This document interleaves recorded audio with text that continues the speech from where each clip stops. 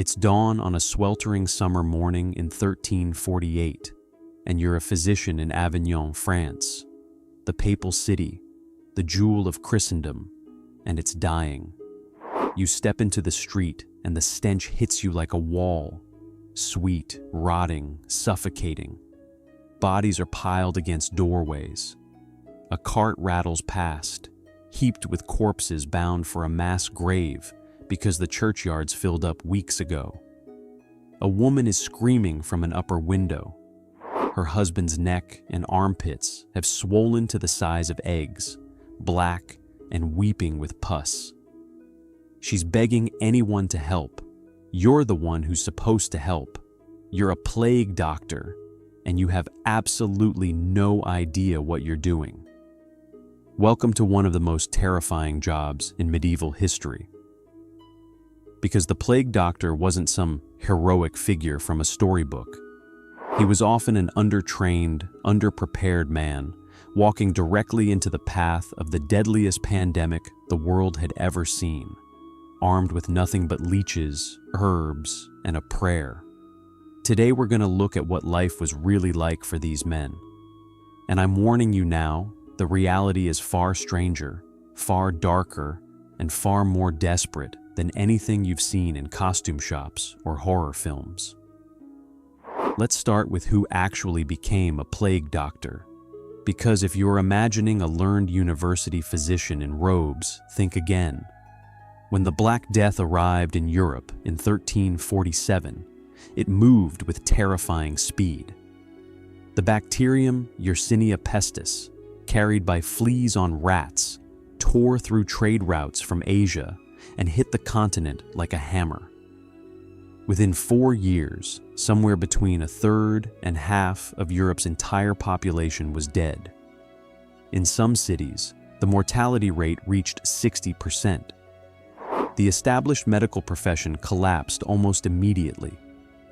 Of 18 registered physicians in Venice, only one remained by 1348.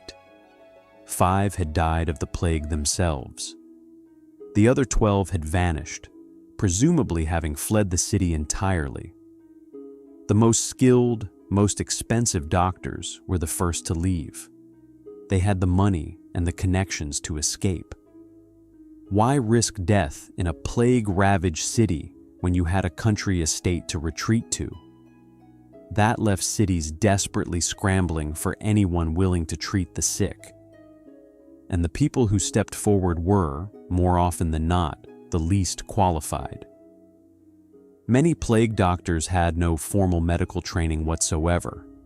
They were barber surgeons, apothecaries, or people from completely unrelated professions who accepted the position because of the pay.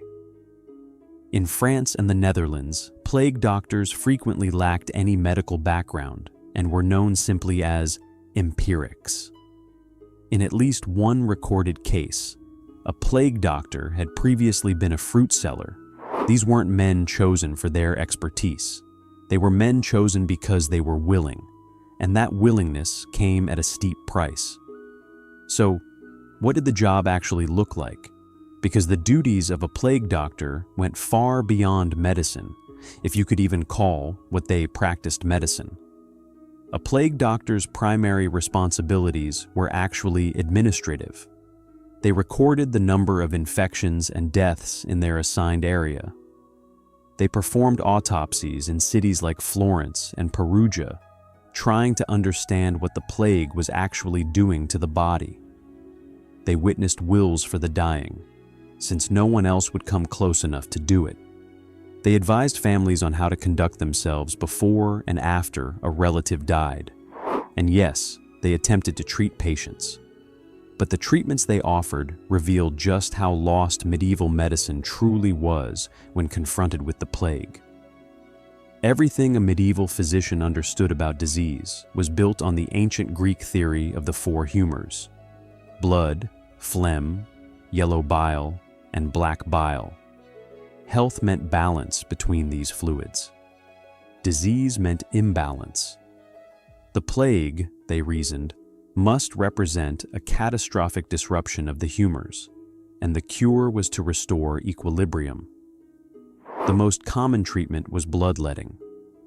Plague doctors would either slice open a vein with a specialized knife called a phleem, or apply leeches directly to the patient's swollen, blackened buboes, the agonizing lymph node swellings that gave the bubonic plague its name. The idea was to drain the excess corrupted blood.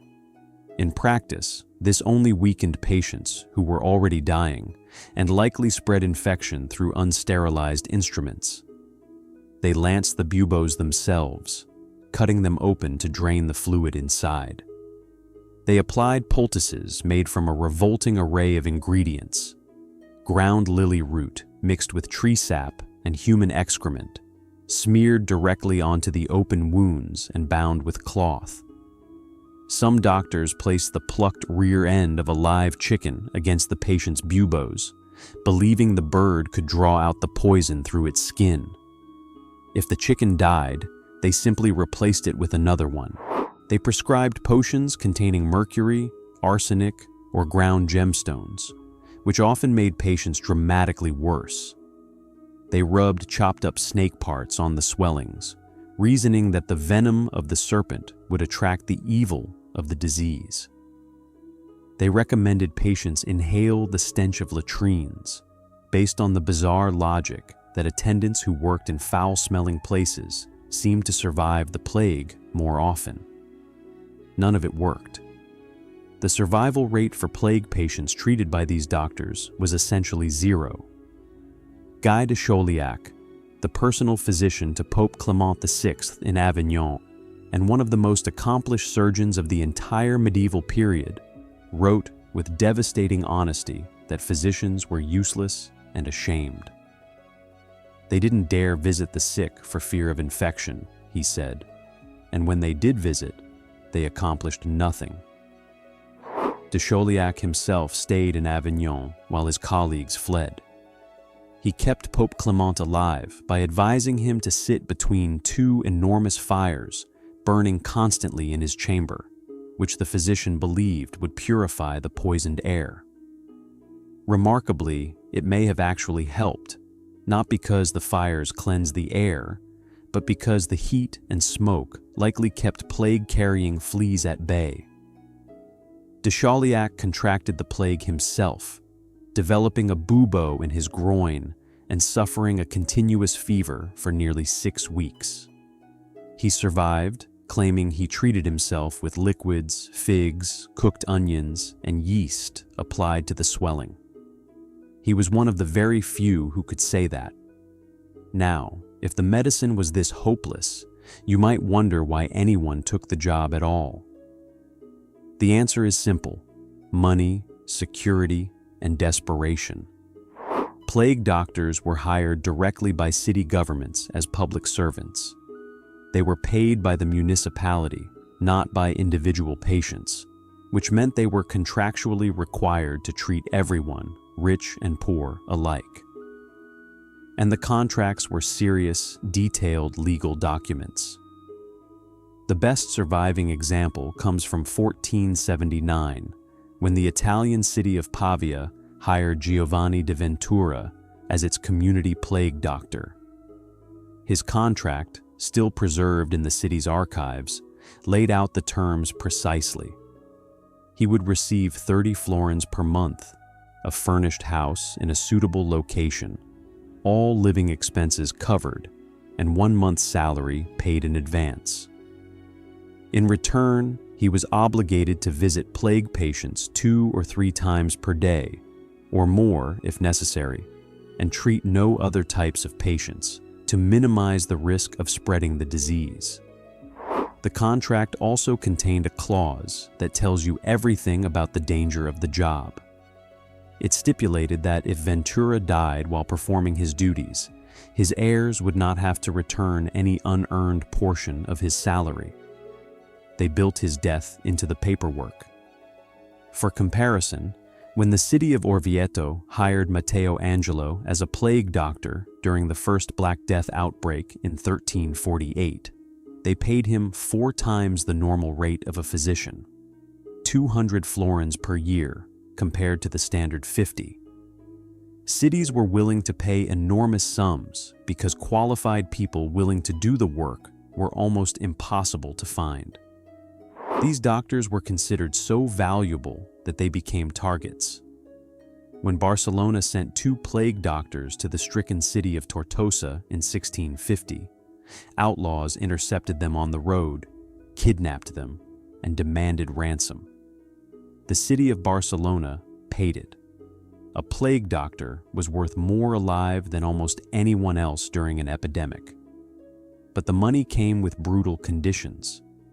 Plague doctors were required to quarantine themselves after seeing patients. They lived in isolation, separated from the general population, unable to interact with healthy citizens. Their existence was solitary, confined, and saturated with death. They moved through streets where the living had shuttered their windows and the dead lay uncollected. They entered homes where entire families had perished together, bodies tangled in soaked bedsheets. The psychological toll was enormous, though no surviving records tell us much about how these men coped with what they witnessed daily. Many didn't cope. Many didn't survive. The life expectancy of a plague doctor during an active epidemic was remarkably short. Now, we need to talk about the costume. Because the iconic image most people associate with plague doctors, that sinister figure in a beaked mask and long dark coat, is both famous and deeply misleading about the medieval period. Here's the truth. That costume didn't exist during the medieval plagues. The beaked mask, the waxed leather coat, the wide-brimmed hat. These were designed by Charles de Lorme, a French court physician, around 1619, more than 250 years after the Black Death's first devastating wave. During the actual medieval outbreaks of the 14th and 15th centuries, there was no standard plague doctor uniform. These men wore whatever they thought might protect them, which in most cases meant nothing particularly specialized. When Delorme's design did appear, it was built around the theory of miasma, the widespread belief that disease spread through foul-smelling air. The beak of the mask was stuffed with aromatic herbs, lavender, mint, cloves, myrrh, camphor, and rose petals, meant to filter out the poisonous vapors the doctor would encounter. The waxed leather coat was supposed to prevent the miasma from clinging to fabric. The glass eyepieces protected the eyes. The wooden cane allowed the doctor to examine patients, lift their clothing, and check their pulse without ever touching them directly. Did any of it work? Not in the way they imagined. Miasma theory was wrong. The plague wasn't spread by bad air. But ironically, the waxed leather suit and the heavy fabric likely did provide some accidental protection against flea bites, which were the actual transmission method for bubonic plague. The costume was an early unintentional hazmat suit that worked for reasons its creator could never have understood. What the costume definitely did was terrify people. Communities saw plague doctors with deeply mixed feelings. They represented hope that someone was trying to help. But they also announced that death had arrived in your neighborhood. Children in some parts of Europe were warned to behave or risk a visit from the plague doctor. The beaked figure became a symbol of dread, showing up at the bedsides of people already beyond saving. Not every plague doctor, however, was a bumbling charlatan armed with leeches and excrement. A few genuinely remarkable individuals emerged from the profession. Michel de Nostradame, better known as Nostradamus, worked as a physician treating plague victims across France and Italy in the 1530s. Unlike most of his contemporaries, he refused to bleed his patients. Instead, he prescribed practices that were centuries ahead of their time, removing infected corpses from the streets, providing fresh air and clean drinking water. maintaining good hygiene, and administering his famous rose pills, lozenges made from rose hips that were rich in vitamin C. His success rate was notably higher than that of other plague doctors, though much of that success likely came from basic cleanliness and nutrition rather than any miracle cure. And then there was Niall O'Glacain, an Irish physician who traveled through Spain, France, and Italy during plague outbreaks in the late 1500s and early 1600s, earning deep respect for his bravery in treating victims when local doctors had abandoned their posts. These men were the exceptions, though. The vast majority of plague doctors were ordinary people thrown into extraordinary horror, doing their best with tools that were completely inadequate for the task. Despite the failure of their medicine, plague doctors contributed something crucial to the development of public health. Their record-keeping, the meticulous tallying of deaths and infections, gave cities the data they needed to implement early quarantine measures. Venice, guided partly by information gathered by its plague doctors, established one of the first formal quarantine systems, requiring ships arriving from infected regions to anchor offshore for 40 days before passengers could disembark. The word quarantine itself comes from the Italian quaranta giorni, meaning 40 days. Plague doctors also helped normalize the idea that governments had a responsibility to manage public health. Before the Black Death, medicine was almost entirely a private affair. You got sick, you paid a doctor if you could afford one, and if you couldn't, you prayed. The plague forced cities to hire physicians as public servants, creating the foundation for organized healthcare systems that would develop over the following centuries. The role of the plague doctor finally disappeared in the 18th century as the plague itself faded from Western Europe. The last major outbreak struck Marseille in 1720. By the 19th century, advances in medical knowledge, the gradual abandonment of humoral theory, and the eventual discovery of germ theory made the plague doctor obsolete. The beaked mask and waxed coat survived only as symbols, haunting reminders of an era when medicine was powerless and death was everywhere. Life as a plague doctor was lonely, terrifying, and almost certainly short. These men walked into houses filled with the dying when everyone else was running away. They bled patients who couldn't be saved. They smeared excrement on open wounds. They inhaled herbs through leather beaks and hoped it would be enough. Most of them died doing it. If you found this deep dive into medieval plague doctors as fascinating as I did researching it, hit that like button and subscribe to The Medieval Worker. What other medieval professions would you like to see covered? Drop your suggestions in the comments below. As always, thank you for watching, and I'll see you in the next one.